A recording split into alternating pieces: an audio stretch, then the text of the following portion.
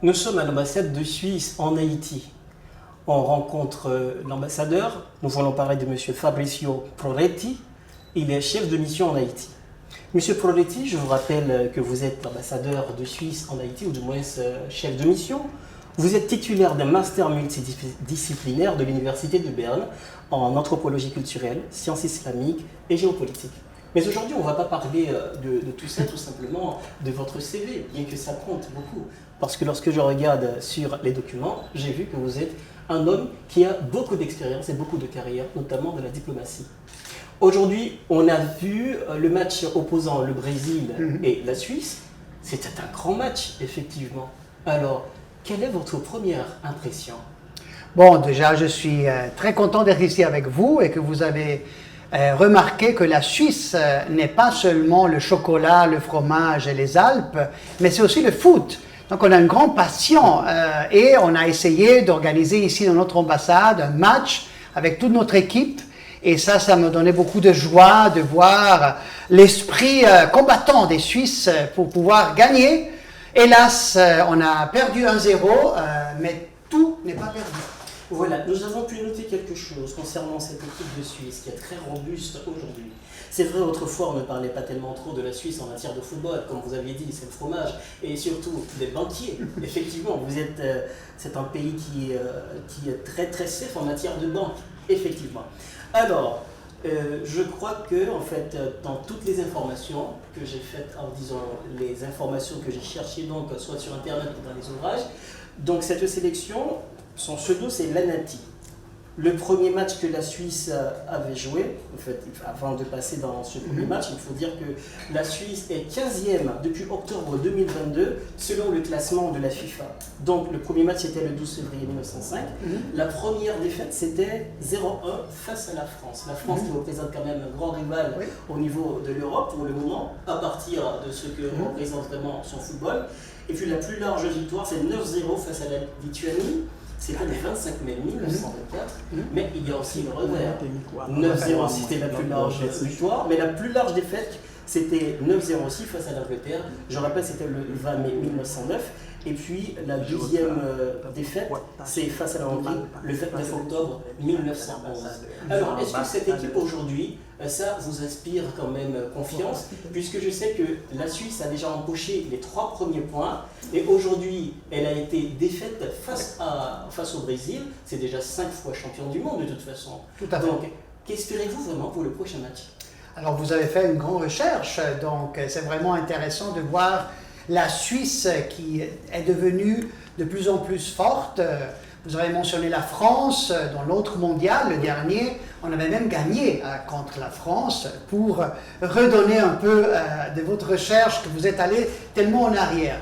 Mais oui, alors c'est une équipe multiculturelle. Et c'est ça un peu que va représenter la Suisse. La Suisse est vraiment quelqu'un qui accepte tout le monde. Donc, on a dans notre équipe, vous avez vu, avec l'équipe avant, on a gagné et c'est le même personne qui a fait un goal. Donc, à la fin, vous voyez, c'est comme des frères pour nous. Donc, le foot, c'est un sport entre amis. C'est un sport pour montrer vraiment notre engagement pour la société, pour faire jouer les jeunes, pour faire jouer les personnes de tout le monde qui peut venir en Suisse et qui peut jouer au foot. Vous avez donc une expérience avec cette équipe de Suisse, certainement pas au sein de pas de cette équipe exactement, mais de toutes les équipes de Suisse. Depuis que vous étiez petit, donc vous aviez suivi donc les démarches, mais comment la Suisse arrive à construire une équipe aujourd'hui? Parce que dès le départ, comme je le disais, ça ne représentait pas grand-chose en matière de football par rapport aux autres grandes puissances footballistiques dans l'Europe. Non, mais c'est ça, c'est ce que j'ai dit, avec beaucoup d'entraînement, beaucoup d'engagement. Il y a des jeunes qui commencent comme partout dans le monde à jouer le foot. Ils sont très intéressés. À Lugano, la ville où je viens, il y avait beaucoup de jeunes qui ont commencé depuis très tôt à jouer au foot. Il y avait mon grand-père, il y avait mon père qui jouait au foot. Moi, malheureusement, j'ai choisi un autre sport, des autres sports plutôt hivernales, qui sont plus liés à la Suisse, le ski, le patinage, etc. Mais par contre, le foot est resté, et ça reste en Suisse un sport important d'intégration, comme je dis avant. Donc c'est un sport qui a vraiment inclus tout le monde pour être fort. Et je pense cette unité, c'est un peu comme l'armée suisse. Vous savez peut-être que la Suisse a une armée Et c'est vraiment cette inclusion des différentes parties de la Suisse, la partie francophone, alémanique, italienne et romanche, qui unit ensemble, on joue ensemble. Donc on joue entre guillemets avec l'armée, ça veut dire on fait partie de l'armée et on joue le foot tous ensemble. Alors, c'est en même temps, il faut dire, comment peut-on parler de cette politique footballistique de la Suisse? La Suisse, est-ce qu'elle investit beaucoup dans le football? Oui, alors elle investit par rapport aux petits clubs. Vous savez, il y a tous les cantons, le canton de la Suisse, qui jouent justement un contre l'autre, les villes de la Suisse. Donc il y a un grand engagement, si vous voulez, des villes de la Suisse, des cantons à investir dans le foot, dans les sports en général. Et le foot est en plus financé par des sponsors, comme vous savez, quand partout dans le monde avec des sponsors privés. Et donc on essaye vraiment de booster le football afin qu'il devienne vraiment quelque chose de très important en Suisse. Alors je vois que ça devient une très bonne organisation en ce qui a trait au football. Donc le football, c'est une priorité pour ce pays. Le plus souvent qu'on dit, c'est le pays des banquiers, le pays du fromage, le pays du ski. Ben, voilà. Donc la Suisse qui promet beaucoup dans cette Coupe du Monde 2022, Qatar 2022. Maintenant, on va justement causer un peu concernant cette Coupe du Monde attribuée donc au Qatar. C'est un pays du Moyen-Orient, un tout petit pays, mais un État gazier qui a beaucoup d'argent, qui a les moyens de s'offrir une Coupe du Monde à plus de 220 milliards d'euros. Oui. Alors, en réalité, cette Coupe du Monde pour le Qatar, ça représente quoi pour vous?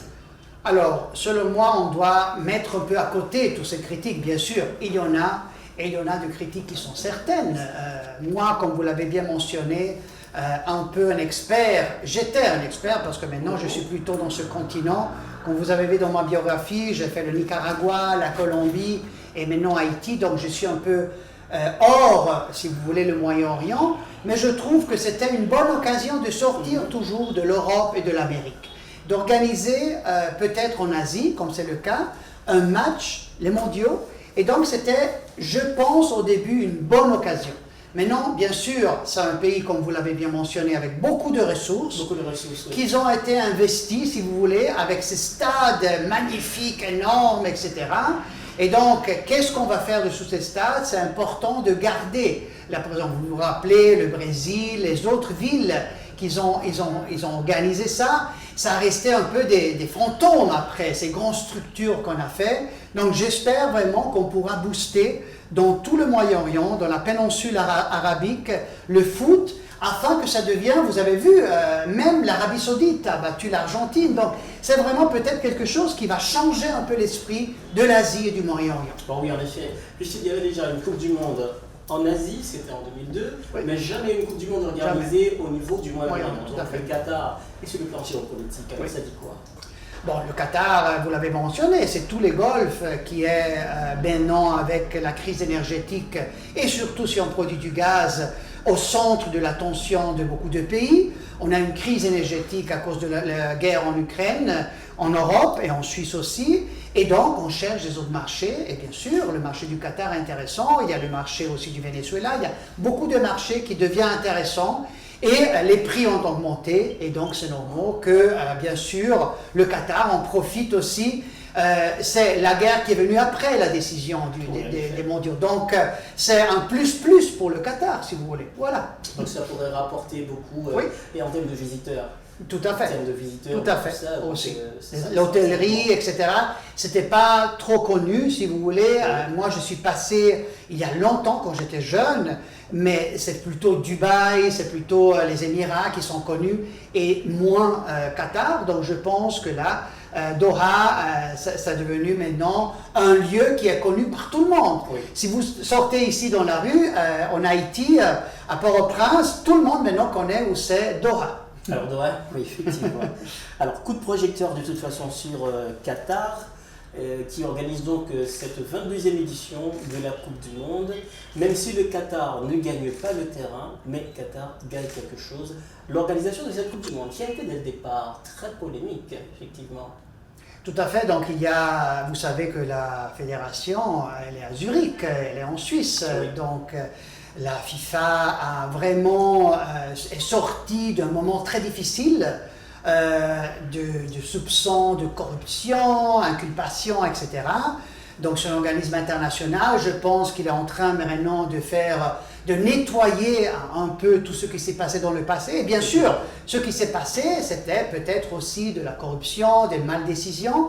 Je pense que maintenant, c'est de laisser la place au sport, de laisser vraiment la place à faire jouer et de mettre à côté toutes ces polémiques, parce que de toute façon, qu'est-ce qu'on va faire? On va bloquer maintenant? Est-ce qu'on peut arrêter maintenant les matchs? Donc c'est vraiment de profiter au maximum de cette beauté qui est le football. Alors déjà, aucune autorité, surtout à Zurich, mais ne faisant pas partie de la fédération. Tout à fait. C'est une organisation internationale, c'est comme les Nations Unies. Ça n'a aucune incidence sur la Suisse. Bien sûr, pas. Et donc à Genève, vous voyez, il y a les Nations Unies qui prennent des décisions, mais ça devient des décisions qui sont indépendantes. Nous, on donne la place, on donne le bâtiment, si vous voulez, on donne la place aux Nations Unies à Genève, qui est une ville internationale connue pour les Nations Unies, mais chaque décision doit être prise par les instituts internationaux. La Suisse n'a aucun rôle et rien à décider. Elle peut intervenir, elle peut faciliter le dialogue, mais ce n'est pas vraiment le cas que la Suisse intervienne. Effectivement. Le Qatar et la Suisse, il y a donc une coopération qui date depuis combien de temps? Alors, le oui, c'est à peu près, c'est récent, parce que comme vous savez, Doha et le Qatar est devenu de plus en plus riche depuis très peu de temps. C'était un désert. Alors dans mes études, on disait que c'était un peuple de bédouins qui utilisait la route du sel, etc. Et donc, avec le temps, ils sont devenus riches grâce aux ressources naturelles. C'est comme le Koweït, c'est comme l'Arabie Saoudite, c'est comme les Émirats. Donc c'est vraiment un contexte qui a changé radicalement et les générations même ne se comprennent plus. Donc il y a le grand-père qui ne comprend plus son pays parce que l'évolution et l'argent qui arrivait en masse et ces investissements que vous avez mentionnés, bien sûr qui viennent de l'étranger aussi de la Suisse, c'est à peu près 10 ans, 20 ans qu'on est là et on fait des investissements. Donc c'est là un peu l'enjeu de cette continuité de relations diplomatiques entre la Suisse et le Qatar et tous les autres pays du Golfe qui devient de plus en plus important, pas seulement pour l'énergie, parce que maintenant il y a un grand changement aussi, comme vous avez vu dans les Émirats, de chercher aussi de l'énergie renouvelable, etc. Et c'est là, avec le gaz, que je pense qu'on a une chance de voir ces pays encore continuer dans leur apogèse, si vous voulez. Ah, effectivement. Mais en matière de coopération, est-ce qu'il n'y a pas des axes prioritaires? C'est surtout économique. Donc, bien sûr, on n'a pas comme ici en Haïti la coopération bilatérale ou la coopération aide humanitaire. Là, on essaye de les faire travailler avec nous. Ça, c'est aussi une manière très importante. Ils ont beaucoup de fondations qu'on essaye de faire travailler avec la Suisse pour appuyer des pays. Donc, quand j'étais en Colombie, il y avait les Émirats et le Koweït qui sont venus en Colombie pour faire de l'aide au développement. Et donc, c'est ça un peu aussi la stratégie de la Suisse, d'inclure les pays du Golfe afin qu'ils puissent nous appuyer dans ce travail qu'on fait aussi ici en Haïti, pourquoi pas, mais de choisir ensemble les pays pour créer du développement et améliorer la vie de milliers de personnes comme on est en train de faire ici en Haïti. On va parler sur les types de coopération entre Haïti et la Suisse. Maintenant, il y a une autre chose qu'il faut voir. Donc, le Qatar a été très critiqué bien avant la Coupe du Monde pour une série de restrictions. Par exemple, les homosexuels n'avaient pas vraiment le droit de s'exiler dans les stades.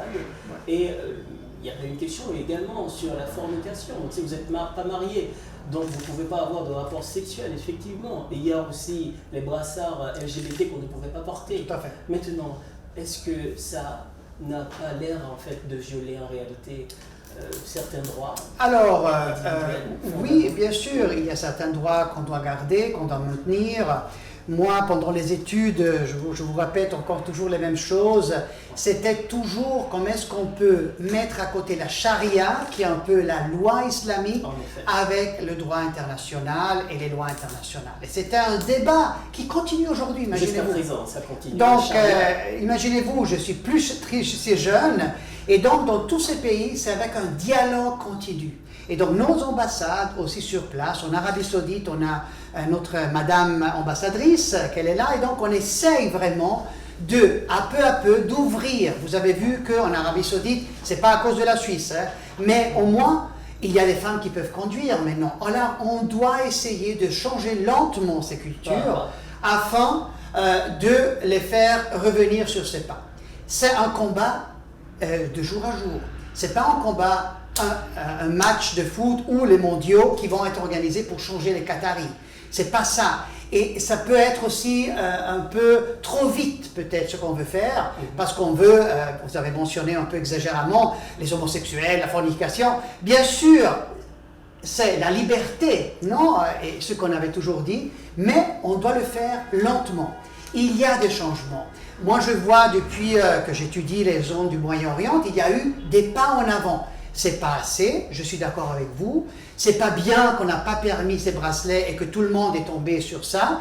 C'est bien qu'il y a eu des sanctions de la part de certains sponsors, mais c'est pas à la Suisse de décider. Pour la Suisse, c'est vraiment d'essayer de faire des pas en avant pour, comme vous l'avez mentionné très bien, les droits internationaux à Genève, vous savez très bien, le CICR, le Comité international de la Croix-Rouge, est fondé à Genève. Et donc nous, on insiste sur ces droits, mais c'est des droits qui viennent pas à pas. C'est des lois qui doivent passer pas à pas. Dans les Caraïbes, il y a des îles qui interdisent encore l'homosexualité. En Haïti, on n'est pas à tel point, mais ce n'est pas vraiment la Mecque pour les homosexuels. Donc, c'est un peu de dialoguer avec le gouvernement et essayer de convaincre la population avec ces pas de liberté, de fraternité, égalité qui est un peu pris de la France, mais c'est la Révolution française qui nous a créé ça, et prend les droits internationaux pour justement, comme vous l'avez mentionné, aussi faire de la pression au Qatar, profiter de ce mondial pour faire changer certaines choses. On n'aura pas le résultat final à la fin des mondiaux, malheureusement, mais notre ambassade sur place, elle essaie le maximum possible. Nous allons justement aborder une autre question, c'est la coopération qui existe entre la Suisse et Haïti. Maintenant, quels sont les axes d'action, ou les actions de la Suisse en Haïti? Donc laissez-moi peut-être faire un petit excursus historique. Oui, oui. Depuis combien de temps on est là? Donc depuis déjà les années 90, on a commencé déjà notre engagement, avec vraiment une volonté de venir au secours un peu du développement économique au début des années 90. On n'avait pas encore une ambassade, on n'avait pas encore une agence de coopération qui était présente ici sur l'île Hispaniola et sur cette côté Haïti. Donc on a commencé vraiment à réfléchir et bien sûr au début des années 2000, on a commencé avec de l'aide humanitaire. Et en 2010, malheureusement, la grave crise qui a frappé le pays, le tremblement de terre ici à Port-au-Prince, c'était un peu ce qui a obligé un peu la Suisse à réfléchir autrement et on a ouvert une ambassade. Donc on a ouvert une grande coopération qui a commencé justement autour de 2010-2008 en précision et on a commencé à enchaîner des stratégies de 4 ans qui se sont orientées, les dernières de 2018 à l'année passée et maintenant la nouvelle. Quels sont les axes? Donc les axes principaux, ils sont surtout la gouvernance locale. Vous savez, la Suisse est formée de cantons, elle est décentralisée, elle est une confédération. Donc cette confédération nous amène à réfléchir sur les régions d'Haïti. On est vraiment très concentré sur moi je l'appelle la République de Port-au-Prince, n'est-ce pas? Et donc si on veut vraiment aider les territoires, on doit décentraliser, délocaliser un petit peu ces efforts. Et ce qu'on croit, nous, c'est avec les collectivités territoriales qu'on doit investir nos engagements. Et c'est avec quoi? C'est avec bien sûr la formation professionnelle, mais aussi sur un enjeu très important qui sont les atouts de l'eau et l'assainissement, des thématiques. L'éducation, l'eau et l'assainissement, etc., qu'on accompagne depuis le bas vers l'eau. Par exemple, la thématique de la prévention et de protection sociale, qui sont les thématiques très importantes du MAST et que c'est une politique nationale d'Haïti, une des politiques qu'on a été décidée pendant le Parlement quand il était encore là. Et donc, nous, on insiste sur cette politique nationale d'Haïti, mais on ne le fait pas ici à la République de Port-au-Prince. On le fait à Jacmel, on le fait dans le sud-est, et on essaye de monter des exemples de cette politique, des exemples concrets, de faire sortir des gens de la pauvreté extrême, pour les permettre de monter et de montrer cet exemple et de l'établir sur le territoire haïtien, par exemple. Merci beaucoup, monsieur l'ambassadeur. Vous aviez été tellement clair à propos de la question concernant Haïti. Je crois également que c'est la fin de notre entrevue. C'est dommage. C'est dommage. On devrait passer beaucoup plus de temps, mais malheureusement, il y a le timing, tout ça. Vous êtes toujours les bienvenus à l'ambassade de Suisse et je vous donne les stratégies et toute la coopération qu'on fait avec Haïti. Je vous remercie beaucoup pour cette visite. Merci beaucoup, monsieur l'ambassadeur Prorenti. Alors, il s'agissait bien de l'ambassadeur Prorenti qui nous parlait un peu de la participation de la Suisse dans cette Coupe du Monde, 22e édition, qui s'organise au Qatar. C'est à partir du 20 novembre au 18 décembre. Il faut rappeler également que c'est pour la première fois qu'une Coupe du Monde est organisée en hiver. D'habitude, c'est toujours en été, soit le mois de juin, juillet, ou fin du mois de mai, pour fin du mois de juin. C'est la fin. Donc, pour le match, le résultat, comme vous le savez déjà, la Suisse, c'est 0-1. Le Brésil a battu cette sélection d'une courte tête, bien entendu, mais la Suisse a encore une chance. Si la Suisse continue avec cette même fougue en battant le prochain match, assurément, elle sera dans la phase des huitièmes de finale. Merci à vous qui avez suivi cette interview.